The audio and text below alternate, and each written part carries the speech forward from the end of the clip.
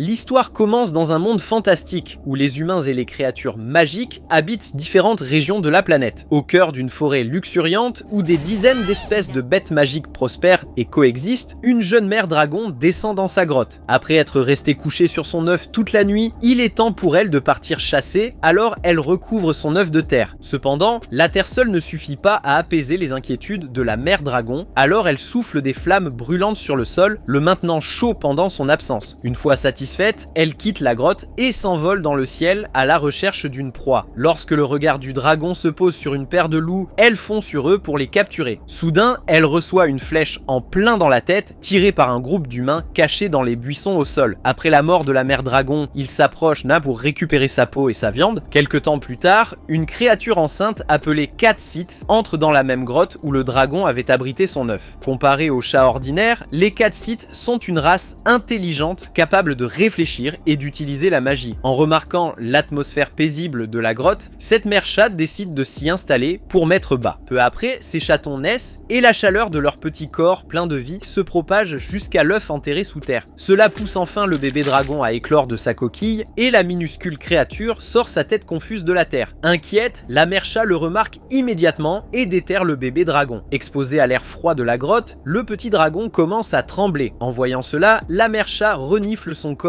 à plusieurs reprises et décide qu'il s'agit d'une créature totalement inoffensive. Puis, le cœur rempli de compassion, elle lui permet de téter avec ses propres petits. Puisque les créatures magiques ne sont pas limitées par les frontières ordinaires, il est normal qu'elles élèvent parfois des enfants d'autres espèces. En regardant le bébé dragon se blottir contre ses enfants, la mère chat se demande quel genre de bête fantastique il deviendra en grandissant. Quelques jours plus tard, une fois que les petits sont capables de se déplacer, la mère chat commence à leur apprendre à chasser. Elle leur montre comment traquer une proie depuis une cachette et comment lui tendre une embuscade avec succès. En plus de la chasse physique, la mère chatte apprend également à ses enfants à utiliser la magie de la foudre, car les Cat Sith sont capables de lancer des sorts magiques. Le bébé dragon essaie d'imiter ses frères et sœurs, mais il est incapable de lancer le sort de foudre en raison de la différence entre leurs talents. Il bat alors de ses petites ailes pour soulever son propre corps du sol, ce qui impressionne tout le monde. Au lieu d'éclairs, le bébé dragon essaie d'utiliser une boule de feu, mais celle-ci part malheureusement de travers et le projette au loin. Malgré cela, le dragon se remet rapidement de son échec après avoir reçu les encouragements de sa mère et de ses frères et sœurs. Soudain, la mère chat détecte une présence hostile à proximité et ordonne à tous ses enfants de rester silencieux. Bien que les petits obéissent, il lui demande discrètement pourquoi elle a si peur de ces nouvelles créatures. La mère chat explique que ces créatures sont des humains venus d'un royaume voisin. Puisque la forêt abrite de nombreuses espèces de monstres faibles, les humains l'ont appelée la forêt des débutants et y envoient leurs novices pour gagner de l'expérience. Après avoir terminé son explication, la mère chat avertit ses bébés que les humains peuvent être très gentils ou très cruels selon l'individu. Elle leur explique également que les humains peuvent être assez puissants pour tuer des ours géants et qu'ils chassent aussi les Cat Sith pour récupérer des matériaux. Comme ces humains sont très dangereux, elle avertit ses chatons de les éviter à tout prix. En entendant son avertissement sévère, tous les petits mémorisent l'odeur des humains et se promettent mentalement de les éviter à l'avenir. Quelques jours plus tard, une lueur violette éclatante jaillit de la forêt provenant d'un cercle d'invocation apparu soudainement. La cible de cette invocation est la mère chat qui comprend que les humains proches essaient de l'invoquer. Alors que les petits regardent la scène avec confusion, elle réalise que c'est un adieu. Elle commence à les guider doucement avec ses dernières paroles, rappelant à ses enfants de rester unis s'ils affrontent un jour un danger dans la forêt. Bien qu'elle soit convaincue qu'ils peuvent survivre grâce à leur propre capacité, elle informe ses enfants qu'elle a eu de nombreux autres descendants dans la forêt, qui les aideront volontiers s'ils en ont besoin. Puis, après avoir souhaité à tous ses enfants une longue vie en bonne santé, la mère chat disparaît enfin et le cercle d'invocation se referme devant les enfants dévastés. Des années plus tard, après que les chats ont grandi, ils quittent leur grotte d'origine pour partir à l'aventure et commencer leur vie d'adulte. Seul le bébé dragon, qui est désormais devenu une magnifique créature, reste dans l'endroit où sa mère l'a élevé pour la première fois. Bien que le dragon puisse survivre seul, il se sent seul sans la compagnie de ses frères et sœurs, qui ont été avec lui toutes ces années. Quelque temps plus tard, l'une des sœurs chats du dragon revient chez elle avec son mari. Elle le présente à son frère dragon, qui les accueille tous les deux avec joie dans la grotte. Plus tard, la sœur chat donne naissance à ses chatons, et le dragon décide de les élever lui-même. Il leur apprend tous à se cacher et à chasser les souris comme des chats, et leur ordonne de rester loin des humains chaque fois qu'ils en voient. Les petits chatons acceptent toutes les leçons de leur oncle, et lorsqu'ils grandissent à leur tour, ils quittent tous la grotte pour commencer leur vie dans la forêt. Quelque temps plus tard, une étrange chatte s'approche de la grotte du dragon. Bien qu'elle soit une nouvelle venue, le dragon reconnaît sur elle l'odeur de l'un de ses frères. Il s'avère que cette chatte est l'une des filles de son frère et qu'elle a besoin d'un abri car elle est très enceinte. Elle explique au dragon que son père lui avait dit de chercher refuge auprès de son oncle si elle en avait un jour besoin, ce qui explique pourquoi elle vient maintenant lui rendre visite. En apprenant que ses frères et sœurs se souviennent encore de lui et lui font confiance tout en vivant loin dans la forêt, le dragon verse des larmes de joie et permet immédiatement à la jeune chatte de se reposer dans sa grotte. Au fil des années, le dragon continue de devenir plus grand et plus fort et il acquiert la capacité de converser avec les esprits de la nature. Lors de l'une de leurs discussions, il apprend enfin qu'il appartient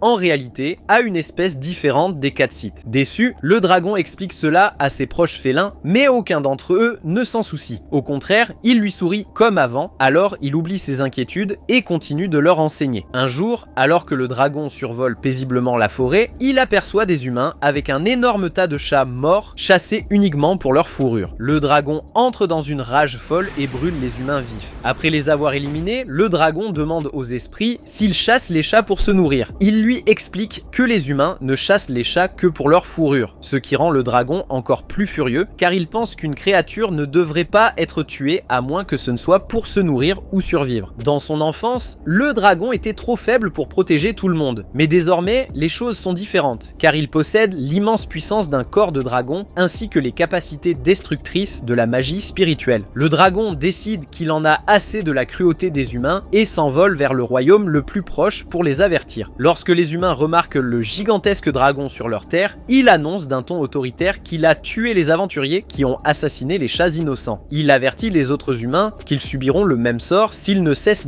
pas d'attaquer les chats sans raison, mais les humains refusent d'écouter ces paroles. À la place, ils rassemblent tous leurs mages et attaquent le dragon avec des sorts de foudre. Comme les humains ne peuvent pas utiliser la magie spirituelle pure, leurs sorts sont incroyablement faibles et inefficaces contre le puissant dragon. Le dragon se met en colère face à leur rébellion et commence à brûler tout le royaume avec ses flammes. Dans sa rage, il pense que tous les humains méritent de mourir, mais il aperçoit alors les faibles villageois ainsi qu'une jeune fille innocente qui pleure, impuissante, sur le sol. La jeune fille possède également un chat de compagnie qui tente courageusement de la défendre contre le dragon. En voyant l'un de ses propres proches si près d'une humaine, le cœur du dragon est touché et il décide de leur pardonner pour le bien des personnes gentilles parmi eux. Cependant, il ne les laisse pas sans avertissement, déclarant que si les humains tuent encore un chat, sans nécessité de nourriture ou de légitime défense, il appliquera les punitions qu'il a déjà annoncées. Des années après le déchaînement du dragon, un nouveau prince a grandi dans le royaume humain. Malheureusement, ce prince possède un talent magique pitoyable, alors toute la famille royale s'inquiète pour son avenir. Le prince lui-même connaît ses faiblesses, alors il se faufile hors de sa chambre la nuit, essayant de pratiquer la magie tout seul. Après avoir échoué à plusieurs reprises, un chat apparaît à ses côtés. Le prince se tourne vers le chat, qui lui apporte du réconfort dans ce moment difficile. Il essaie alors de nouveau, et cette fois, il réussit à brûler une feuille grâce au pouvoir de sa magie. Le prince célèbre sa victoire, mais il remarque que le chat semble également l'encourager. Comme les chats ne sont pas autorisés dans le palais, le prince comprend que ce chat s'est introduit ici pendant la nuit. Cependant, il sait aussi que le royaume est censé laisser tous les chats tranquilles et les ramener dans la forêt afin d'éviter la colère du dragon. Il demande au chat s'il peut retrouver son chemin vers la forêt, alors celui-ci hoche la tête et s'en va. La nuit suivante, le prince se faufile de nouveau dehors, se demandant si le chat apparaîtra également. Même s'il est déçu au début, le prince trouve rapidement le chat qui l'attend. À partir de ce jour, le chat commence à le soutenir dans son apprentissage de la magie, au point que le prince apprend à communiquer avec lui. Un jour, alors que le prince partage de la nourriture avec le chat, un ancien du palais les observe discrètement de loin. Il le rapporte au roi, qui convoque immédiatement le prince pour discuter avec lui. Après s'être assuré que le prince ne maltraite pas le chat, le roi lui permet de rester ami avec lui, pensant que le dragon ne se mettra pas en colère sans raison. Avant que l'ancien ne puisse exprimer son objection, une alerte surprend tout le monde lorsque le dragon légendaire apparaît de nouveau dans le royaume. Les habitants terrifiés se demandent si leur fin est arrivée, mais le dragon se contente de s'asseoir et de regarder autour de lui à la recherche de quelqu'un. Peu après, le chat sort du palais et commence à parler avec le dragon. Il lui explique qu'il souhaite enseigner la magie au jeune prince, mais le dragon refuse, pensant qu'il est trop dangereux de confier une magie aussi puissante à la race humaine imprévisible. Cependant, le chat le rassure en lui disant que le prince est son ami, et peu après, le jeune garçon sort pour rencontrer le dragon. Lorsque le chat lui présente le prince, le dragon se rappelle la scène familière du petit chat protégeant une jeune fille toutes ces années auparavant. Cela adoucit son cœur et il accepte donc de discuter avec le roi humain. Le chat sourit et le remercie, puis il utilise rapidement une magie de métamorphose pour prendre lui aussi une forme de chat. Sous cette forme féline, le dragon entre dans les quartiers du roi. Le roi le salue humblement en l'appelant le dragon impérial et le dragon admet à contre-cœur que le petit prince a réussi d'une manière ou d'une autre à gagner le cœur de son proche félin. Puisque le chat veut lui enseigner la magie, le dragon propose de le laisser rester tant que le roi accepte. En entendant cela, le roi est choqué car la magie utilisée par le dragon est la magie la plus puissante et la plus secrète du monde. Cependant, le dragon ne s'en soucie pas autant, expliquant que n'importe qui peut l'apprendre en parlant avec les esprits de la nature. Malgré cela, le roi sait que la magie spirituelle est assez puissante pour modifier littéralement l'équilibre des pouvoirs en faveur de son royaume. Il commence à remercier le dragon impérial d'une manière respectueuse, mais le dragon le trouve trop prétentieux et lui ordonne plutôt de l'appeler le chat dragon. En entendant cela, le roi sourit et accepte rapidement. À partir de ce jour, le jeune prince apprend la magie spirituelle secrète grâce au chat de la forêt, puis il la transmet à d'autres humains. Au fil des années, chaque fois qu'un roi a un enfant, les chats de la forêt visitent le château pour se lier d'amitié avec le nouveau prince et lui enseigner la magie. Avec le temps, les humains commencent à protéger les chats de la forêt, tandis que les chats continuent de partager leur précieuse magie avec eux en retour. Pendant ce temps, le dragon continue de vivre dans son ancien foyer, enseignant la magie à ses descendants avec la même protection qu'il leur a toujours accordée au fil des années. Alors que l'histoire du dragon se déroulait, la maman chatte faisait face à son propre défi après avoir été invoquée par les humains. Sans se douter de tous les dangers que ses enfants allaient connaître, elle est invoquée par une jeune élève en magie nommée Anne-Rosa. Lorsque la chatte confuse apparaît dans son cercle magique, la petite fille est terrifiée, espérant ne pas se faire attaquer. Son professeur est agréablement surpris et dit à Anne de faire visiter les lieux à la maman chatte pendant qu'il s'occupe des autres élèves. Manifestement, la jeune fille terrifiée ne veut pas rester seule avec une étrange bête, mais elle accepte tout de même les instructions de son professeur. Après que la maman chatte a suivi Anne dans une pièce privée, elle apprend qu'elle a été invoquée comme son familier. Habituellement, il faut au moins quelques jours au mage pour invoquer un monstre, alors Anne a peur d'avoir fait quelque chose de mal en invoquant un aussi rapidement. En voyant ses expressions nerveuses, la maman chatte remarque que cette jeune fille est extrêmement peu sûre d'elle malgré son talent. Son cœur fond en voyant son adorable visage et elle décide de l'élever comme l'un de ses propres enfants. De toute façon, ses autres enfants sont devenus adultes, donc cela ne la dérange pas de les laisser seuls dans la forêt pendant un moment. Elle demande son nom à Anne et la jeune fille répond sans réfléchir. Réalisant que la chatte vient de lui parler, elle s'évanouit de choc. Par la suite, Anne suit le reste de ses cours à l'école avant de rejoindre la maman chatte pour s'entraîner à la magie. Celle-ci emmène la jeune fille sur un terrain d'entraînement afin de lui montrer ses capacités magiques. Anne obéit et utilise un sort d'éclat de glace, mais sa baguette ne produit qu'une minuscule bille de glace. Malgré tout, elle est fière d'avoir réussi à lancer une attaque. Malheureusement, la maman chatte pense qu'elle vient de lui préparer une friandise. Alors, elle commence à mâcher la glace. En voyant son dur travail traité comme un jouet, Anne rougit écarlate de honte. La maman chatte finit par comprendre à quel point elle a besoin de conseils. Alors elle lui montre un sort de foudre pour l'aider à apprendre. Anne ne se sent pas en confiance, puisqu'elle n'a jamais utilisé de sort de foudre auparavant. Pour l'aider, la maman chatte utilise le sort plusieurs fois de plus. Anne observe sa technique, puis se concentre de toutes ses forces. À sa grande surprise, sa baguette produit réellement une petite étincelle. Alors qu'elle est folle de joie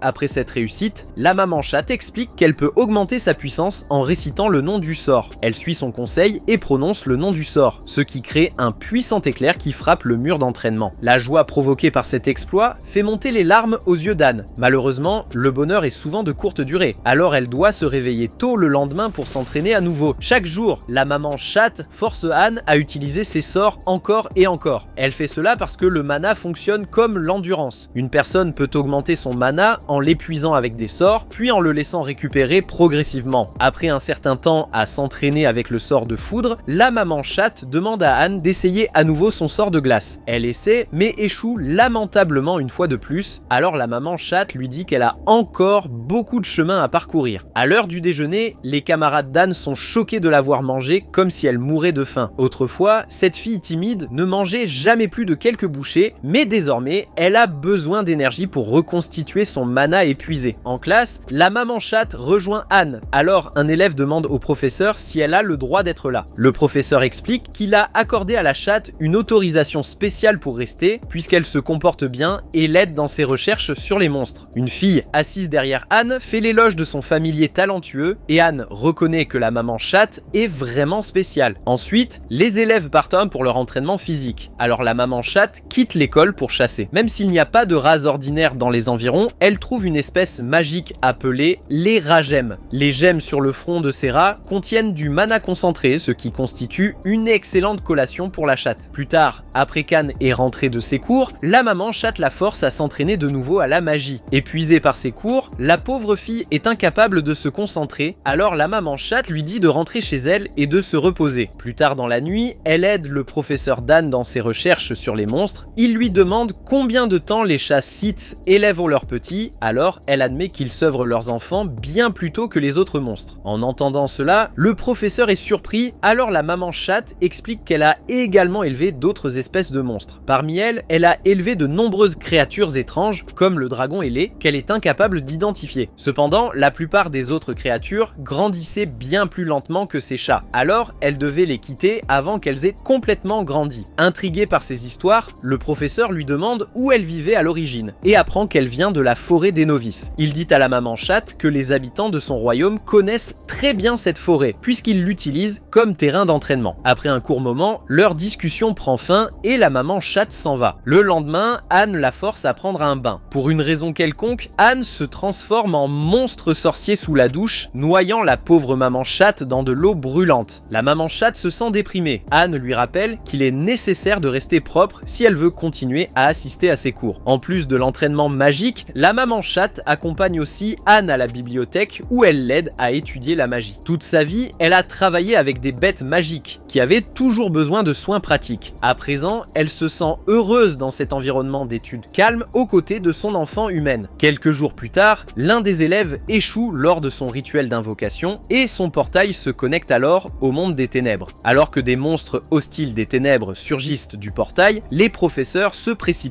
pour les vaincre. Anne participe également au combat, réduisant les monstres en cendres avec son sort de foudre qu'elle vient tout juste d'apprendre. Soudain, un démon menaçant apparaît depuis le portail, son aura étant bien plus puissante que celle de toutes les créatures précédentes. En plongeant leur regard dans les yeux assoiffés de sang du monstre, les mages commencent à trembler de peur. Puis, tout à coup, la maman chatte se met à parler au démon comme si elle le connaissait très bien. En réalisant que sa mère se trouve juste devant lui, le démon perd instantanément toute son aura. Les professeurs observent avec horreur la mère et le démon discuter comme s'ils formaient une famille ordinaire. Le démon explique qu'il s'inquiétait pour elle depuis qu'elle avait été invoquée, alors il est allé enquêter dans la forêt. Là-bas, il a trouvé son frère adoptif, le bébé dragon, ce qui l'a encore plus troublé. La maman chatte demande si ses autres enfants vont bien, alors le démon acquiesce. Il explique qu'il s'inquiète toujours en son absence, mais la maman chatte pense qu'ils s'en sortiront très bien seuls. Puis, elle présente joyeusement son terrifiant fils adoptif au professeur. Après cette présentation décontractée, elle suggère de transformer le cercle d'invocation en donjon afin que les élèves puissent s'entraîner à combattre des démons. Le grand démon proteste contre sa décision, affirmant que ce sera dangereux pour les enfants. Pour résoudre ce problème, la maman chatte l'oblige à monter la garde afin que les enfants restent en sécurité à tout moment. En entendant toutes ces inquiétudes, le démon se demande pourquoi elle se soucie autant des élèves humains. À cela, elle révèle qu'elle élève actuellement Anne comme sa propre enfant. Heureuse d'avoir autant d'enfants, les deux queues de la maman chatte commencent à remuer de joie. Autrefois, elle n'avait qu'une seule queue, alors le démon est choqué de découvrir qu'elle a muté vers une nouvelle forme. La maman chatte acquiesce, expliquant que son mana a augmenté après avoir mangé autant de rats gemmes. En y réfléchissant, le démon comprend que cette mutation n'a fait qu'augmenter son espérance de vie, alors il l'accepte comme une bénédiction. À partir de ce jour, l'école de magie commence à se développer à une vitesse incroyable grâce à l'enseignement de la maman chatte et aux expériences acquises dans le donjon des démons. Après plusieurs années, l'école forme d'innombrables grands mages, dont Anne elle-même. Au fil du temps, elle se bâtit une réputation sous le nom de la sorcière de givre-foudre, connue pour ses terrifiantes attaques de stalactites, de glace et de foudre. Finalement, Anne retourne à l'académie de magie en tant que professeur. Tous les nouveaux élèves ont entendu parler de sa réputation, alors ils l'observent discrètement avec curiosité. La maman chatte est également revenue avec elle. Elle se rend d'abord dans la salle d'entraînement où elle salue le vieux professeur qui travaillait avec elle. Après des années de nouvelles contributions, le vieil homme est devenu le directeur de l'académie. Il souhaite la bienvenue à la maman chatte qui le remercie d'avoir pris soin du grand démon et de son donjon pendant tout ce temps. Sentant sa présence, le grand démon apparaît sous la forme d'un chat devant la maman chatte. Elle lui sourit, expliquant qu'elle était simplement venue lui rendre visite dans le donjon. Le démon se met en colère car il pense que le donjon est trop dangereux pour elle. Cependant, la maman chatte se sent offensée et insiste sur le fait qu'elle peut se défendre contre les démons. Elle s'énerve et commence à lui faire la leçon devant le directeur. Alors le démon embarrassé l'entraîne dans le donjon. Là-bas, il rappelle à la maman chatte qu'il reste un démon redouté dans le monde humain et qu'il a une réputation à préserver. Même si la maman chatte accepte de lui témoigner un peu plus de respect en public, le démon comprend qu'elle n'est pas du tout sérieuse. Ensuite, il est temps pour Anne de prononcer son discours d'introduction devant ses nouveaux élèves. Malgré toute son expérience, elle se sent encore extrêmement nerveuse lorsqu'elle se retrouve face à un public. Alors que les élèves impatients attendent ses paroles, la pression devient trop forte pour Anne et elle se retrouve complètement incapable de parler. Heureusement, la maman chatte apparaît à ses côtés et rassure les enfants en leur disant qu'Anne est une excellente professeure. Elle révèle également qu'elle a élevé Anne lorsqu'elle était enfant et propose d'enseigner aux élèves tout ce que sa fille ne pourrait pas leur apprendre. Après avoir donné à Anne le temps de respirer, elle lui demande de prononcer son discours. Anne sourit alors et commence enfin à parler. Quelques jours plus tard, l'une des élèves d'Anne se sent triste après avoir échoué à un examen. Elle se demande pourquoi elle n'arrive pas à réussir. Alors Anne lui explique qu'elle n'a pas assez de mana. Cela ne fait que décourager davantage la pauvre fille. Alors Anne lui révèle que son propre mana était faible autrefois. Cependant, grâce à des entraînements réguliers avec ses sorts, elle a pu augmenter son mana jusqu'à atteindre sa capacité actuelle. L'élève suit son conseil et se rend à l'entraînement magique le lendemain. Elle est surprise de voir Anne et la maman chatte l'attendre et elle se met à pleurer devant leur soutien. L'élève pense qu'elle ne mérite pas autant d'attention particulière, mais Anne lui assure qu'elle en est capable. La maman chatte acquiesce et se met à vanter fièrement les réussites d'Anne. Elle embarrasse la pauvre professeure en public en révélant qu'autrefois, Anne ne pouvait lancer que de minuscules billes de glace. Ce n'est que grâce à l'éducation stricte et à l'entraînement de la maman chatte qu'Anne est devenue aussi puissante aujourd'hui. Après avoir entendu cela, l'élève gagne encore plus de motivation et commence à travailler dur. Chaque fois qu'elle se fatigue, Anne et la maman chatte l'encouragent à continuer à s'entraîner afin de développer davantage son endurance. Le lendemain, l'élève retourne sur le terrain d'entraînement pour une nouvelle séance. Cependant, son secret finit mystérieusement par se répandre dans la classe. Alors plusieurs autres élèves la rejoignent pour profiter eux aussi de l'attention personnelle de leur professeur. Après plusieurs semaines d'entraînement intense, les élèves retournent dans le donjon afin de relever leurs défis. Grâce aux fruits de leur travail acharné, ils terminent le niveau final et célèbrent leur victoire. Pour une raison quelconque, le grand démon apparaît devant eux sous la forme d'une statue de pierre, alors ils se demandent pourquoi il n'utilise pas sa forme de chat. Essayant de se donner une aura de boss final, le pauvre démon se retrouve complètement brisé par leur attitude peu sérieuse. Il finit par leur montrer sa forme de chat, se sentant totalement humilié. Pendant ce temps, de retour à l'école, le directeur félicite Anne pour tous ses efforts. Elle sourit en acceptant ses remerciements et suggère d'adopter de nouvelles mesures pour améliorer l'environnement d'apprentissage de l'école. Anne pense que les élèves devraient commencer à accepter de véritables missions proposées par les guildes afin d'acquérir de l'expérience. Même si le directeur reconnaît que cette expérience serait inestimable pour les élèves, il lui rappelle qu'elle devra impliquer l'école avec plusieurs organisations extérieures. Malgré cela, Anne ne se décourage pas et propose de négocier les accords par l'intermédiaire de la cour royale. Une fois l'accord finalisé, son école commence officiellement à envoyer ses élèves en stage. Puisque ces stages impliquent de réels dangers, les élèves reçoivent l'instruction d'utiliser des fusées de détresse pour alerter leurs professeurs. Lorsqu'une première fusée traverse le ciel, Anne est la première à se téléporter pour secourir ses élèves. Ensuite, les élèves reviennent de leur mission, certains ayant réussi, tandis que d'autres font la tête après leurs échecs. Peu importe leur résultat, Anne est extrêmement heureuse. Les larmes aux yeux, elle félicite tout le monde pour avoir fait ses premiers pas vers la vie de mage adulte. Un an plus tard, tous les élèves obtiennent leur diplôme et partent sur une note positive, impatients de découvrir leur avenir. Au fil des années, la maman chatte reste aux côtés d'Anne, regardant son école de magie se transformer en l'une des plus grandes institutions du royaume. Plusieurs décennies plus tard, le dragon de la forêt continue d'élever les chats des environs. Après avoir vécu avec lui pendant des années, les chats locaux lui ont donné le nom de Monsieur Hale. Un jour, deux couples de chats se rendent dans la grotte de Monsieur Hale avec l'intention d'y mettre leur petit au monde sous sa protection. Cependant, l'une des chattes a une patte blessée. Elle lui explique que des chasseurs humains humains l'ont attaqué, ce qui met Monsieur Hale dans une colère noire. Pensant que les humains sont redevenus arrogants, il s'envole, prêt à mettre les chasseurs en pièces. Mais lorsqu'il arrive sur place, il découvre que les chasseurs sont terrorisés par d'autres chats. En voyant cela, même le dragon en oublie sa colère, tant la situation le laisse perplexe. Il se met alors à crier sur les chats, leur reprochant de punir les chasseurs au lieu de s'occuper de la chatte enceinte. Les chats se recroquevillent sous ses réprimandes, tout en essayant encore de le convaincre que les chasseurs méritent leur punition. Monsieur Hale leur donne raison, mais lorsqu'il apprend que ces humains ne viennent pas du royaume voisin, il comprend pourquoi ils ont attaqué les chats sans la moindre crainte. Il leur fait remarquer que s'ils tuaient ces chasseurs dans la forêt, leur pays d'origine pourrait entrer en conflit avec le royaume voisin. Pour éviter d'attirer des ennuis à ses amis, Monsieur Hale ordonne aux chats d'emmener les chasseurs dans un village voisin afin qu'ils soient légalement punis. Les chats acceptent sa décision et s'en vont. Monsieur Hale retourne donc lui aussi dans la grotte pour aider les chattes enceintes. Lorsqu'il revient, les deux mâles sont complètement paniqués pour leur compagne. Heureusement, les petits viennent au monde sans le moindre problème. Après leur naissance, quelques jeunes chats les observent jouer. Ils les trouvent adorables, mais Monsieur Hale les avertit que les bébés pourraient finir par devenir plus forts qu'eux s'ils négligent leur entraînement. À la suite de cet avertissement, les chats promettent de s'entraîner sérieusement, puis quittent la grotte pour partir chasser. Pendant ce temps, l'un des chatons s'intéresse à la griffe de Monsieur Hale. Il l'attaque de toutes ses forces, essayant de l'arracher. En regardant son petit si énergique, le père se dit qu'il deviendra sûrement un excellent chasseur à l'avenir. 2 mois plus tard, les petits sont presque sevrés. Les mères se sentent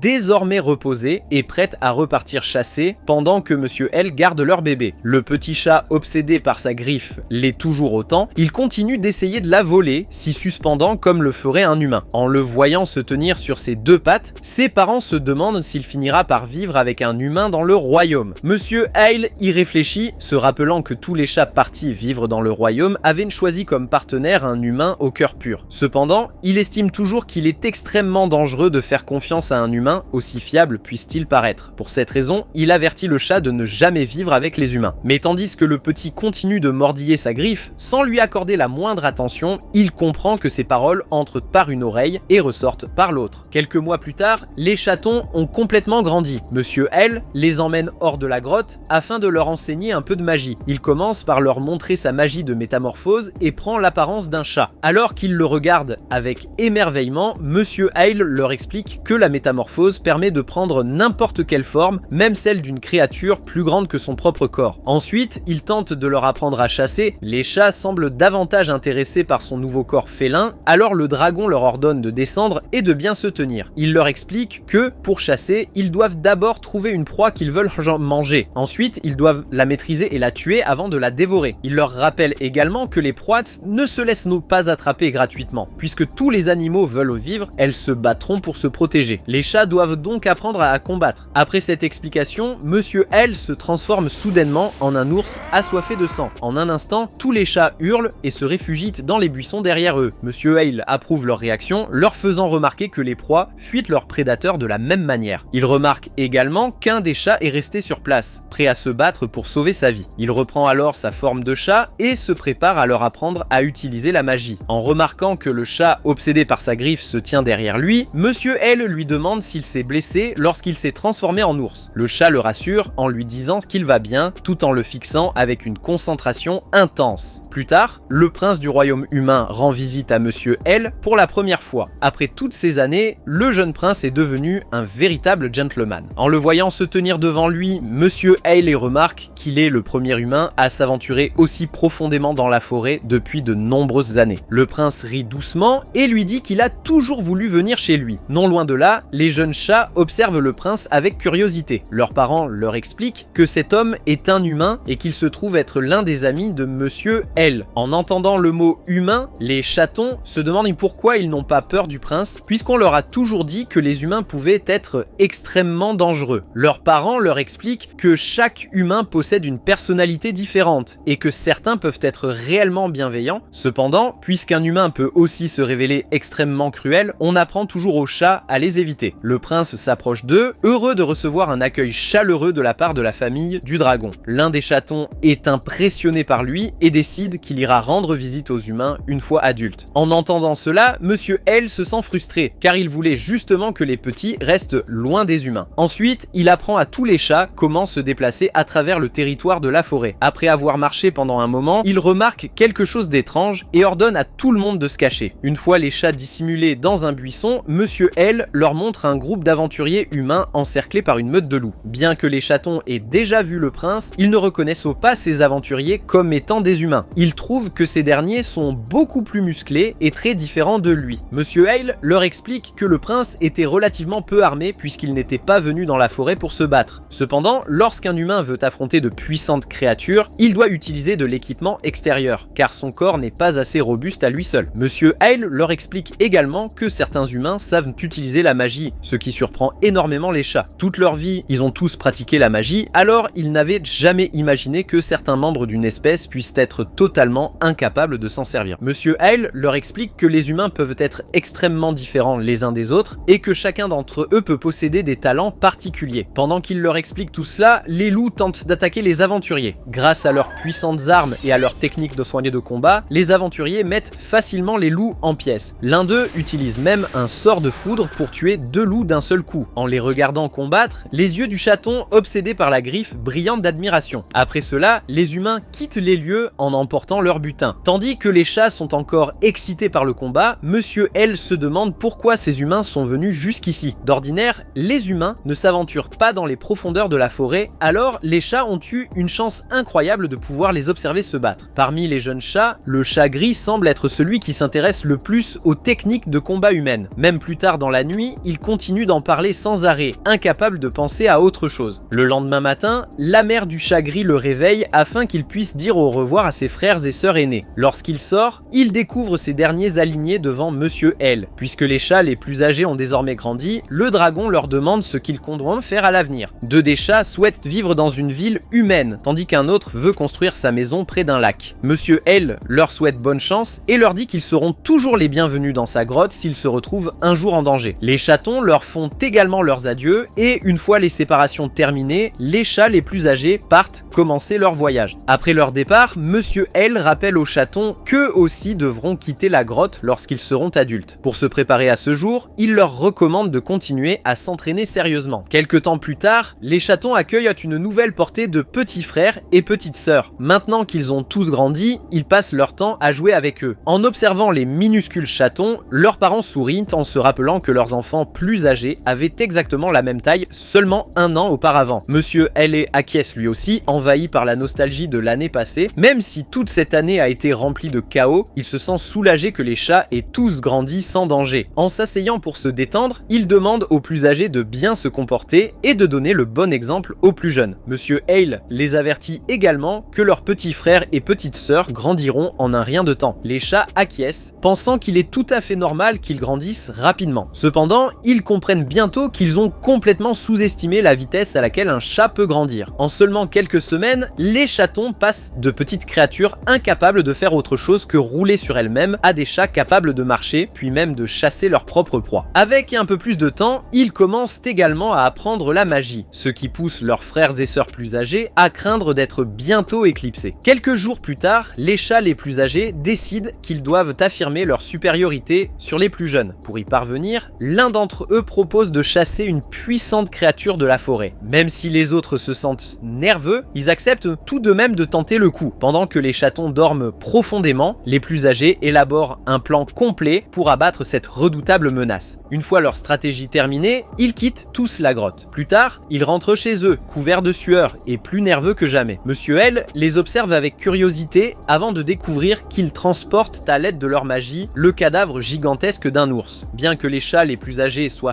couverts de bleu et de blessures, ils sont tous extrêmement fiers de montrer leur prise à leurs petits frères et petites sœurs. Tandis que les chatons les regardent avec admiration, les plus âgés leur expliquent qu'ils ont dû utiliser toute leur force pour parvenir à tuer l'ours. Ils révèlent également que Kurotama, le chat qui a toujours adoré la griffe de Monsieur Hale, est celui qui a imaginé leur stratégie. Malheureusement, Monsieur Hale ne semble pas du tout impressionné par leur exploit. Il leur rappelle sévèrement qu'ils sont censés éviter les humains et les ours à tout prix, ce qui détruit complètement leur ambiance festive. Face à sa colère, les chats courent dans se réfugier auprès de leur mère, qui les réprimande, elles aussi, pour avoir accompli une chose aussi dangereuse. Peu de temps après, la nouvelle de cet exploit incroyable se répand dans toute la forêt. De nombreux autres chats apprennent que le groupe de Monsieur L a réussi à chasser un ours sans aucune aucune aide. Face à leur capacité impressionnante, ils pensent que cette génération de chats a le potentiel nécessaire pour rejoindre les aventuriers humains. Quelques mois plus tard, les frères et sœurs les plus âgés sont tous devenus adultes. Lorsque vient le moment de se dire au revoir, Monsieur Hale leur demande ce qu'ils ont prévu pour l'avenir. Certains veulent fonder leur propre famille, tandis que d'autres souhaitent s'approprier un territoire très éloigné de leur foyer. Quelques-uns veulent également rejoindre le royaume humain. En entendant cela, Monsieur Hale acquiesce, puis demande à Kurotama quels sont ses projets. Plein d'enthousiasme, Kurotama lui annonce qu'il veut devenir un aventurier humain. En entendant cela, même Monsieur Hale reste sans voix. Il se demande ce que Kurotama veut dire, puisqu'un chat ne peut pas devenir humain. Cependant, Kurotama lui rappelle qu'il sait utiliser la magie de métamorphose. Puisque cette magie peut servir à prendre la forme d'une créature plus grande, il a appris à se transformer en humain. Il montre alors sa transformation à Monsieur Hale et prend l'apparence d'un jeune garçon. Le pauvre dragon reste stupéfait en réalisant qu'il a enseigné à ce chat précisément ce qui lui permet de devenir la créature qu'il lui avait toujours dit d'éviter. En voyant la réaction de Monsieur Hale, les chats se préparent à partir avant qu'ils ne se mettent trop en colère. Les chats, qui souhaitaient aller rendre visite aux humains, montent sur le dos de Kurotama, tandis que leurs petits frères et petites sœurs leur font leurs adieux. Alors que les plus âgés s'éloignent, leurs parents rient devant le départ ridicule de leur enfant. Monsieur Hale pousse lui aussi un soupir, sachant qu'il ne peut pas contrôler les désirs des chats. Finalement, il prie pour qu'ils vivent tous une vie heureuse, peu importe l'endroit où ils choisiront d'aller. Un jour, un chat noir de la forêt nommé Kurobane se promène dans le royaume des humains. Comme il arrive tard en ville, il fait déjà nuit et tout le monde dort. C'est d'ailleurs la toute première fois que ce chat noir rend visite aux humains. Quelques jours plus tôt, Monsieur Wing lui avait demandé d'aller les voir. Un nouveau prince venait récemment de naître, et le roi souhaitait qu'un chat sage de la forêt examine son fils et le guide. Comme l'un des amis de Kurobane était proche du roi, Monsieur Wing lui avait demandé de se rendre dans le royaume humain à sa place. En marchant dans les rues, Kurobane se rend compte que Monsieur Wing a toujours essayé d'éviter les humains, mais qu'il ne refuse jamais lorsqu'ils lui demandent un service. Malheureusement, comme il fait nuit, tous les chats qui vivent avec les humains sont endormis. Kurobane décide donc de trouver le palais royal tout seul. Non loin de là, il aperçoit un immense bâtiment qui, selon lui, doit être le château. Grâce à une magie de déplacement spéciale, il saute par-dessus un mur tout en admirant l'architecture des humains. Puis, il décide d'entrer dans une chambre par une fenêtre afin de s'y reposer pour la nuit. Cependant, la pièce est remplie par les faibles pleurs d'un bébé. Intrigué, Kurobane saute sur le lit où il découvre un bébé aux cheveux blonds. En apercevant le chat, le bébé se met à pleurer encore plus fort, ce qui fait paniquer Kurobane. Pour calmer le bébé, il essaie de lui caresser le visage avec sa douce queue. En sentant la fourrure du chat, le bébé se calme rapidement et commence à rire. Une servante entre alors dans la chambre pour vérifier que tout va bien, mais elle découvre le bébé agrippé à la queue de Kurobane. Elle sourit, sachant que le roi attendait la visite d'un chat de la forêt dans leur royaume. Kurobane lui explique qu'il a accidentellement fait pleurer le bébé et qu'il se retrouve maintenant coincé à jouer les nourrices. La servante rit, comprenant enfin pourquoi le prince n'avait pas pleuré cette nuit-là. En entendant ces paroles, Kurobane est surpris d'apprendre que ce bébé est en réalité le prince qu'il cherchait. Mal à l'aise, il explique à la servante qu'il était censé rencontrer les parents du prince en premier. Elle lui propose de transmettre son message au roi. Le lendemain, Kurobane rencontre donc le souverain dans la grande salle du palais. En le voyant, le roi éclate de rire, ravi de sa présence. Depuis longtemps, il entendait des rumeurs racontant qu'un certain chat noir de la forêt avait vaincu un ours à lui tout seul. À présent, en voyant le chat devant lui, il est fier que son fils puisse avoir un mentor aussi puissant. Kurobane se sent gêné, trouvant que le roi lui-même est aussi massif qu'un ours. Lorsque le roi lui demande son avis sur son fils, Kurobane lui fait remarquer qu'il ne s'agit littéralement que d'un bébé. À côté du roi, sa compagne Féline sourit en se rappelant qu'elle l'avait rencontré d'une manière totalement opposée. À l'époque où le roi n'était encore qu'un garçon, il s'était lui-même approché du chat endormi. Après sa rencontre avec le roi, Kurobane décide de rester quelque temps au palais royal afin d'en apprendre davantage sur le prince. Au fil des jours, le chat noir observe le prince grandir, passant du stade de bébé à celui de jeune enfant. Quelques années plus tard, le prince est devenu un enfant audacieux, capable de grimper sans peur au sommet de grands arbres. Désireux de voir Kurobane, il se précipite vers le terrain d'entraînement royal. Là-bas, il découvre le roi en train de discuter avec les chats d'une guerre qui se déroule à proximité. Le roi leur explique que le pays voisin mène une guerre contre le seigneur démon. Bien que son royaume soit incapable de combattre à leur côté, il leur envoie des provisions afin de les soutenir. Le roi aimerait affronter lui-même le seigneur démon et se sent frustré de ne pas pouvoir le faire. Kurobane lui rappelle donc ses devoirs envers son royaume. Le roi reconnaît qu'il est prisonnier de ses responsabilités. Lorsqu'il était enfant, il avait toujours rêvé de partir à l'aventure ou d'accomplir quelque chose de téméraire. Il n'aurait jamais imaginé devenir un roi qui ferait passer son royaume avant tout à chaque décision. À cette époque, le roi avait lui aussi rencontré un ours. Contrairement à Kurobane, il n'avait pas la force nécessaire pour le vaincre et n'avait donc pu que s'enfuir pour sauver sa vie. Alors que le le prince écoute leur conversation, la chatte blanche lui explique que Kurobane est en réalité une légende parmi les Katesites. Même si ces chats sont des créatures puissantes, la plupart d'entre eux n'ont aucune chance de vaincre seul un ours. En tuant un ours à lui tout seul, Kurobane a accompli l'impossible. En entendant cela, Kurobane se retourne et affirme qu'il existe d'autres chats plus forts que lui. Comme il faisait partie du groupe qui avait abattu un ours pour la première fois, il pense que ses frères et sœurs possèdent eux aussi la force nécessaire pour en tuer un seul. En entendant cela, la chatte blanche comprend qu'il fait partie de la légendaire fratrie. Elle se demande ce que sont devenus les autres membres de sa famille. Kurobane lui explique qu'il ne les a pas contactés depuis un certain temps. Alors qu'ils continuent tous les trois à discuter, le prince les interrompt, réclamant à Kurobane un défi plus difficile. Kurobane saute du mur et demande au prince s'il aimerait essayer d'attraper sa queue la prochaine fois. Cela agace le prince, alors Kurobane l'emmène ailleurs. Quelques semaines plus tard, le pays voisin remporte la guerre contre le seigneur démon. Pour célébrer leur victoire, le pays envoie ses héros rendre visite au roi afin de le remercier pour son soutien. À l'intérieur du palais, tandis que le roi félicite les guerriers héroïques, Kurobane est stupéfait de découvrir son propre frère Kurotama parmi eux. Kurotama affiche un grand sourire et lui fait signe d'un air joueur de garder le silence. Intérieurement, Kurobane est émerveillé de constater que son frère aventurier d'autrefois est devenu tellement plus puissant. Plus tard, il retrouve le prince caché dans un arbre. Le prince demande à Kurobane de lui enseigner la magie, mais celui-ci lui explique que les enfants ne sont pas autorisés à l'apprendre avant l'âge de 8 ans. Bien que le prince comprenne, il reste surexcité après avoir vu les héros légendaires. Désireux de devenir aussi fort qu'eux, il demande à Kurobane de l'emmener partir à l'aventure. Le prince pense qu'une personne ne peut devenir forte qu'en vivant des aventures. Après y avoir réfléchi, il décide qu'il souhaite finalement devenir aussi puissant que Kurobane. Comme le chat noir l'a élevé toute sa vie, le prince veut être digne de se tenir à ses côtés. En entendant des paroles aussi ambitieuses sortir de la bouche d'un si jeune enfant, même Kurobane, pourtant toujours détendu, est surpris. Désormais, il a hâte de découvrir ce que le prince sera capable d'accomplir à l'avenir. Il avertit le jeune garçon qu'apprendre la magie ne suffit pas pour partir à l'aventure. En plus de la magie, il devra également se procurer les armes et l'équipement appropriés pour survivre dans la nature. Le prince acquiesce, alors Kurobane lui demande également de changer d'attitude, car il souhaite qu'il ait encore plus confiance en lui qu'à présent. Des années plus tard, grâce à l'entraînement de Kurobane, le prince devient assez fort pour combattre seul et utiliser la magie. Un jour, il s'échappe discrètement du palais royal pour aller tuer un ours dans la forêt. Plus tard, il traîne le cadavre de l'animal à travers la ville, attirant le regard de toutes les personnes présentes. Comme le prince est techniquement en fuite, il essaie de cacher son identité à tout le monde. Vêtu d'un simple pagne, il laisse tomber le cadavre de l'ours au beau milieu de la guilde des aventuriers. Bien qu'il affirme avoir trouvé l'animal mort dans la forêt, les réceptionnistes de la guilde deviennent méfiantes en remarquant toutes les marques et les ecchymoses sur son corps. Comprenant que le prince est un très mauvais comédien, Kurobane demande à la réceptionniste de l'inscrire comme aventurier. Quelques mois plus tard, le prince a laissé pousser ses cheveux et porte désormais un élégant costume. Il assiste à un bal royal où il attire le regard de plusieurs jeunes femmes. Comme le prince apparaît rarement en public, certaines d'entre elles lui demandent son nom. Elles apprennent alors qu'il s'appelle Stan Leto. Les jeunes filles sont stupéfaites de découvrir qu'il n'a que 12 ans car il est extrêmement grand grâce aux gènes de son père et possède déjà le physique d'un homme à force de s'entraîner dans la forêt. Stan Leto quitte lui-même le bal, agacé par tous ses invités royaux stupides et par les règles de l'étiquette. Comme le prince ne s'intéresse qu'à l'aventure, il déteste toute l'attention que lui portent les jeunes femmes. De plus, il pense être encore trop jeune pour la romance. Stan Leto ne comprend pas pourquoi toutes les femmes nobles se montrent aussi prédatrices. Alors Kurobane lui rappelle que choisir un partenaire amoureux revient un peu à partir à la chasse. Au lieu de tuer une cible pour se nourrir ou obtenir la gloire, ces filles font tout leur possible pour trouver l'homme le plus beau et le plus puissant afin de s'assurer une bonne position sociale. En entendant le mot chasse, Stan Leto s'enthousiasme et pense qu'il devrait lui aussi aller chasser quelque chose. Kurobane se rend également compte qu'il s'est rouillé, alors le prince lui annonce qu'il est temps de repartir pour une nouvelle aventure. Quelques jours plus tard a lieu la fête d'anniversaire du roi. Là-bas, le souverain accueille tous ses invités qui ne cessent de faire l'éloge de son excellent fils. Stan Leto observe la réception pendant un moment avant de demander à son père l'autorisation de faire une pause jusqu'au début du feu d'artifice. Le roi éclate de rire, sachant que son fils est épuisé après avoir salué des invités toute la journée, et il autorise Stan Leto à se reposer quelque temps dans sa chambre. Plus tard, lorsque vient le moment du feu d'artifice, l'un des serviteurs du roi arrive en courant avec une nouvelle urgente. Il révèle que le prince a disparu de sa chambre, ne laissant derrière lui qu'un message annonçant qu'il était parti à l'aventure. Sous le choc, le roi se couvre le visage de la main, comprenant qu'il s'est fait avoir. Malgré tout, il savait que cela finirait forcément par arriver, alors il prie pour que son fils reste sain et sauf. Pendant ce temps, Stan Leto et Kurobane courent aussi loin que possible, dans l'espoir d'atteindre le pays voisin situé au-delà de la forêt des débutants. Après un certain temps, ils s'arrêtent dans la forêt pour se reposer. Stan Leto se demande si son identité risque d'être découverte dans le pays voisin. Kurobane lui rappelle que le roi fera probablement bientôt placarder des avis de recherche à son sujet, alors ils doivent se dépêcher. Pour le moment, le prince coupe ses cheveux afin d'éviter d'être reconnu. Pour ne pas éveiller les soupçons, il décide d'adopter l'identité d'un simple paysan. Pour commencer sa transformation, il change son nom en Stan. Ensuite, le prince s'endort sur la branche d'un arbre. Kurobane est surpris par cette étrange façon de dormir, alors le prince lui rappelle qu'il est plus prudent de dormir en hauteur. Le chat acquiesce et grimpe lui aussi dans un arbre. Cependant, Kurobane comprend rapidement que les matelas moelleux et les coussins du château royal l'ont beaucoup trop gâté. Le lendemain matin, il découvre le prince agenouillé, vêtu uniquement de son pagne. Stan lui explique qu'il s'est débarrassé de ses vêtements pour éviter d'être identifié comme un noble. Kurobane lui rappelle que même les paysans ont le droit de porter des vêtements, mais Stan n'y prête aucune attention. Ensuite, il attrape un lapin qui se trouve à proximité et commence à le manger cru. Même Kurobane, qui est pourtant un prédateur, trouve cela répugnant, mais le prince estime qu'il est parfaitement normal de manger de cette façon. Quelques jours plus tard, Stan décide de partir à la recherche d'un loup à tuer. En entendant cela, Kurobane avertit le prince qu'il n'est pas encore prêt à affronter des loups, surtout parce qu'ils combattent en meute. Soudain, ils entendent le rugissement d'un ours à proximité. Stan s'enthousiasme à l'idée de relever un véritable défi, mais Kurobane lui ordonne de reculer. Il rappelle au prince qu'un ours est l'un des monstres les plus puissants de la forêt et qu'ils ne peuvent prendre aucun risque face à lui. Cependant, le prince pense qu'il restera faible toute sa vie s'il continue à s'enfuir comme un lâche. Malgré l'opposition de Kurobane, il lance un sort magique et court en direction de l'ours, demandant au chat de lui sauver la vie si l'animal se révèle trop puissant. Finalement, Kurobane est complètement furieux face à l'entêtement du prince, mais il le soutient tout de même avec sa magie de foudre. Après un long combat, ils parviennent à vaincre l'ours. Ils le vendent ensuite dans une ville voisine pour une jolie fortune. Avec son nouvel argent, Stan achète joyeusement des vêtements. Il loue également une chambre dans une auberge pour se reposer. À l'intérieur, Kurobane le réprimande pour son comportement imprudent de tout à l'heure. Il rappelle au prince que, même avec sa magie, il ne devrait jamais affronter un ennemi sans avoir d'abord obtenu l'équipement approprié. En entendant cela, le prince décide de s'acheter une arme. Se demandant laquelle choisir, il se souvient qu'il existait dans le château royal une épée magique capable de conduire parfaitement son mana. Maintenant qu'il possède suffisamment d'argent, Stan souhaite acheter sa propre épée magique, adaptée à un aventurier. Quelques jours plus tard, il décide de quitter la ville pour partir vers de nouvelles aventures. Alors que les habitants se rassemblent pour lui dire au revoir, Stan les remercie tous de s'être occupés de lui. Les villageois restent malgré tout méfiants envers ce beau jeune garçon qui est apparu de nulle part et a complètement bouleversé leur quotidien. Soudain, l'un d'entre eux reçoit une affiche signalant une personne disparue envoyée par le roi en personne. En regardant tout le portrait du prince, ils comprennent enfin que ce petit aventurier turbulent était en réalité le prince disparu. Pendant ce temps, le prince s'éloigne à toute vitesse, heureux de commencer ses aventures. À l'avenir, il accomplira de grandes choses et deviendra célèbre sous le nom du légendaire roi Eros. Quelque temps plus tard, un chat blanc demande à Monsieur Wing de le laisser s'aventurer dans les montagnes. Malheureusement pour lui, Monsieur Wing refuse sans cesse, car les montagnes sont bien trop dangereuses. Non seulement elles se trouvent loin de la forêt, mais elles abritent également des monstres bien plus puissants que les ours qui y vivent. D'un autre côté, ce chat blanc n'est même pas capable de tuer un ours tout seul. Alors Monsieur Wing pense qu'il n'a aucune chance de survivre dans la nature sauvage. Cependant, malgré ses avertissements, le chat blanc continue de le supplier de le laisser partir. Il veut sortir de la forêt pour découvrir un nouveau monde et revendiquer un territoire dans un endroit où aucun chat n'a encore jamais été vu. Malgré tout, Monsieur Wing rejette fermement toutes ses tentatives de départ. Mais le chat blanc ne se décourage pas. Refusant d'abandonner son rêve, il continue de harceler Monsieur Wing encore et encore, jusqu'à ce que celui-ci finisse par se lasser et accepte de le laisser partir. Cependant, avant que le chat ne puisse s'en aller, Monsieur Wing lui installe un traceur GPS magique par mesure de sécurité. Ayant enfin la permission d'explorer le monde, le chat blanc s'enfuit, impatient de commencer son voyage.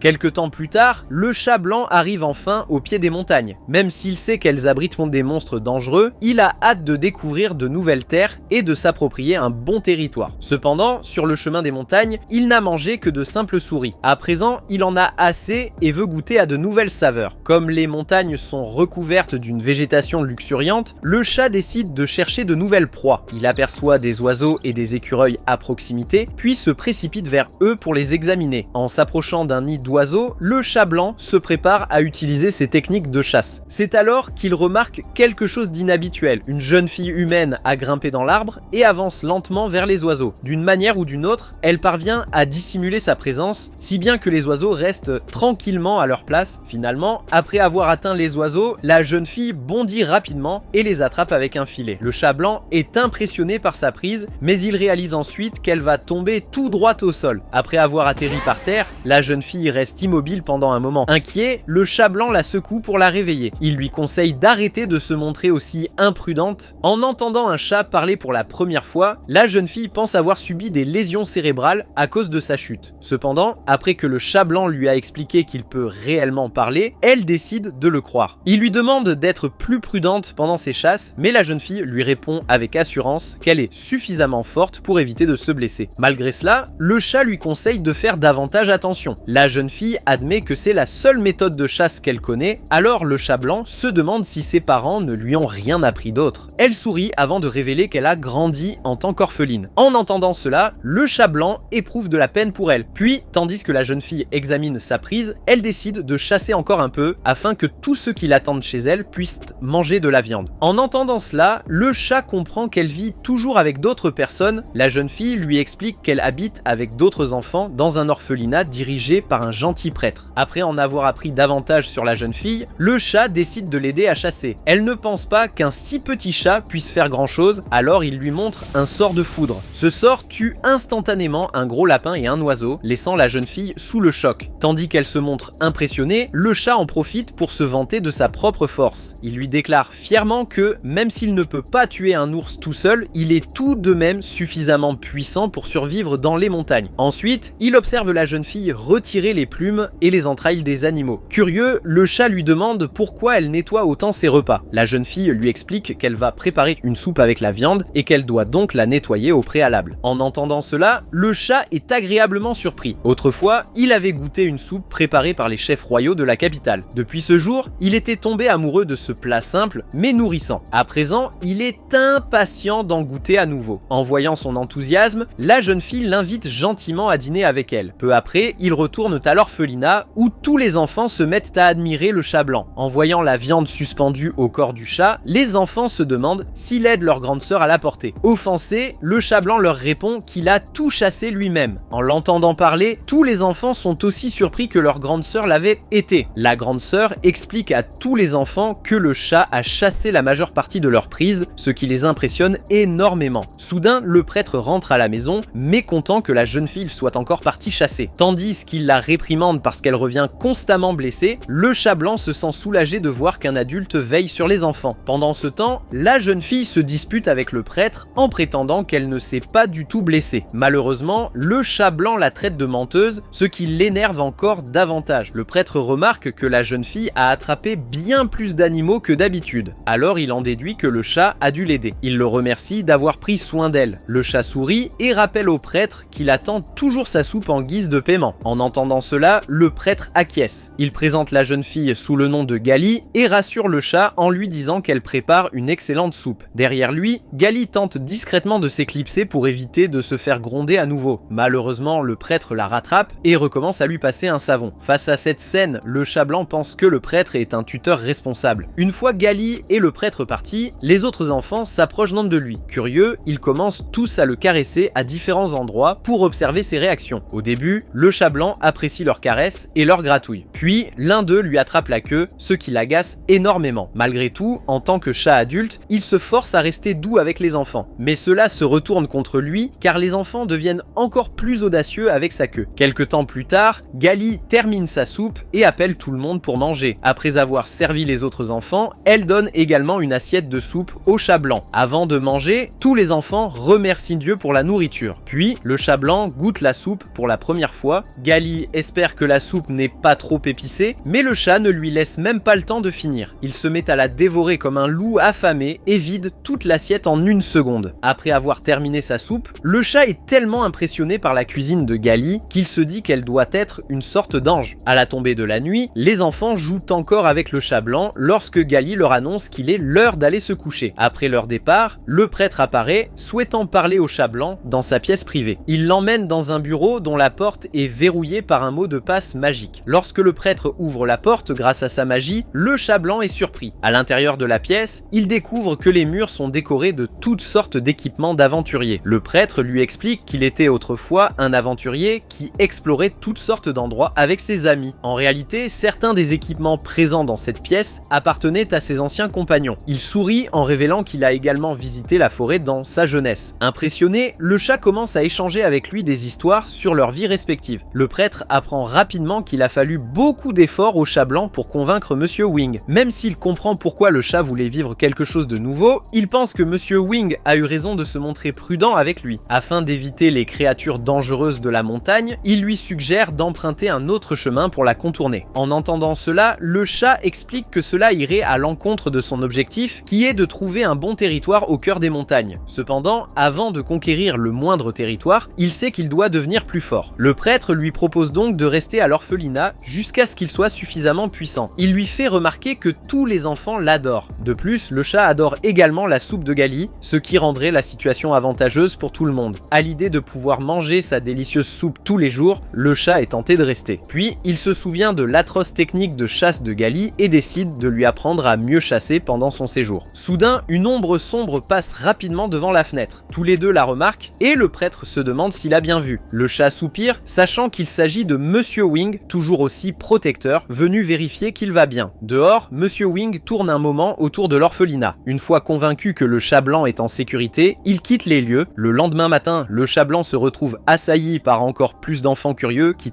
sauraient de caresser tout son corps. Au bout d'un moment, ils finissent enfin par partir lorsque le prêtre les appelle à l'intérieur pour leur leçon. Épuisé par toute cette attention, le chat se demande pourquoi il y a maintenant encore plus d'enfants. Gali lui explique qu'ils ne sont pas orphelins et qu'ils viennent simplement chaque jour étudier auprès du prêtre. Le chat comprend, mais il se demande pourquoi Gali ne rentre pas avec les autres. Elle révèle qu'elle a déjà tout appris, alors il lui demande ce qu'elle fait pendant son temps libre. Au lieu d'étudier avec les enfants, elle se rend en réalité à la guilde des aventuriers pour y accepter des missions. En entendant cela, le chat se demande comment elle peut être payée avec des talents de chasse aussi médiocres. Gali se vexe et lui fait remarquer qu'elle accepte d'autres missions, comme la cueillette, qui sont faciles pour elle. Perplexe, le chat se demande pourquoi quelqu'un aurait besoin d'un aventurier pour accomplir des tâches aussi simples que ramasser des herbes. Gali lui rappelle alors que les montagnes regorgent de dangers, même si n'importe qui peut facilement cueillir des plantes, les gens ordinaires sont incapables de se défendre si une bête sauvage les attaque. Comme Gali est suffisamment puissante pour utiliser la magie, elle peut accomplir ses missions sans danger. Malgré cela, le chat n'est toujours pas convaincu. Tandis qu'il suit Gali jusqu'à la guilde, elle lui raconte fièrement que le prêtre lui a enseigné la magie en raison de son incroyable talent. Puisqu'elle sait utiliser la magie, le chat se demande pourquoi elle ne s'en sert pas pour chasser. Gali révèle qu'elle ne maîtrise qu'un sort d'explosion, ce qui provoquerait un désastre si elle l'utilisait pour de petites tâches. Après un certain temps, ils atteignent la guilde des aventuriers. Le chat blanc se demande pourquoi elle est si petite, alors Gali lui rappelle qu'il se trouve actuellement dans une petite ville. En dehors de l'immense capitale royale, la plupart des guildes sont petites et reçoivent peu de visiteurs. Elle avertit ensuite le chat d'arrêter d'insulter leur petite ville avant d'entrer dans la guilde. Après qu'elle a accepté une quête, le chat blanc se demande si elle est la seule aventurière du coin. Gali lui explique qu'il existe d'autres aventuriers, mais qu'ils partent généralement très tôt le matin pour accomplir leur quête. Alors qu'ils se dirigent vers les prairies, le chat blanc interroge Gali sur les monstres vivant dans la nature. Elle lui raconte que les prairies abritent des sauterelles griffues et des taupes aux crocs tranchants, mais le chat pense qu'il ne s'agit que de nuisibles. Gali acquiesce tout en le prévenant que ces insectes et petites créatures sont plutôt grands et féroces. Malgré cela, elle affirme fièrement qu'elle peut tous les affronter. Derrière elle, le chat reste silencieux. Comme il est habitué à une magie extrêmement puissante, il pense que Gali n'est même pas assez forte pour rêver d'affronter des monstres plus imposants. Peu après, il trouve l'herbe médicinale dont Gali a besoin pour sa quête. Elle s'assoit et commence à la déterrer, expliquant que les racines doivent rester intactes. Dans le cas contraire, la plante perd toute sa valeur. En la regardant l'extraire avec tant de difficultés, le chat se demande pourquoi elle n'utilise pas simplement la magie. Une nouvelle fois, Gali lui rappelle qu'elle ne sait utiliser que la magie d'explosion, qui est clairement inadaptée à ce genre de travail. En entendant cela, le chat trouve une autre plante et lui montre comment la retirer facilement grâce à la magie de lévitation. Surprise, Gali lui demande de l'aider à ramasser le reste des herbes. Peu désireux de travailler autant, le chat refuse. Cependant, Gali le corrompt en lui promettant une portion supplémentaire de soupe, ce qui le pousse à accepter immédiatement. Au bout d'un moment, ils remplissent un sac entier d'herbes. Gali pense qu'il est temps de partir et se réjouit d'en avoir récolté autant. Alors qu'elle imagine tout l'argent qu'elles vont lui rapporter, le chat ressent soudain quelque chose d'étrange à proximité. Il se retourne brusquement et détecte un groupe de sauterelles géantes derrière eux. En voyant sa posture, Gali sort une baguette magique pour combattre. Lorsque les sauterelles chargent, le chat blanc en frappe une d'un uppercut.